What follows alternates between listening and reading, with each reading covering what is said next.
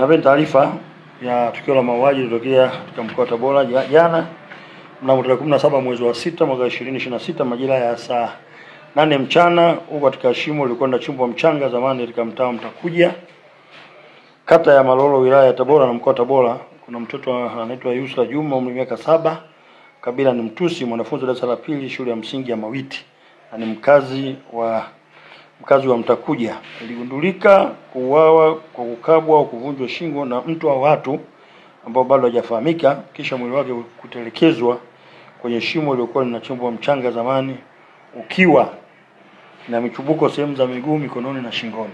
Ni kwamba marehemu alikwenda shuleni mnamo tarehe 17 mwezi wa 8 mwaka 2026 pamoja na dada yake anaitwa Ashura Juma Hamisi, umri miaka 10, ambaye yuko darasa la 3.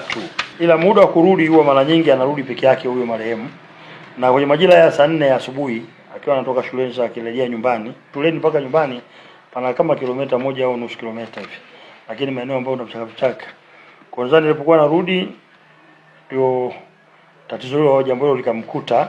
Kwa hiyo baada ya hapo, kwa kuwa kadake kurudi nyumbani saa 4 saa 5, bibi alipoona kimya, kwa sababu anakaa na bibi yao, bibi aliamua kumfuatilia majira ya mchana saa 7 sasa kwenda huko shuleni kuna nini. Kwa akiwa njiani akutana na dada yake naye anatoka shule, huyo kurudi nyumbani wakakuta kwenye shimo la mchanga liko pembeni, wakakuta mwili wa marehemu uko hapo.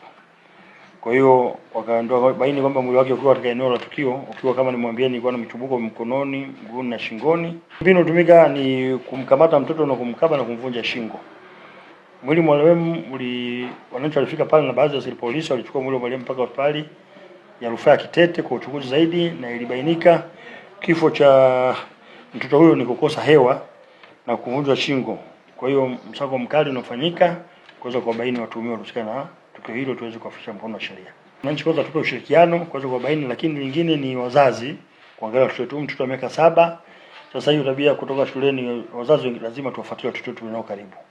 Kama ukiangalia mazingira ya shule Mawiti mpaka nyumbani Mtakuja ni mbali, na kuna sehemu zamani kwa bonde la mchanga, kwa hiyo kuna vichaka. Kwa hiyo unapoona muda unakifika, basi tujaribu kufuatilia ni shuleni.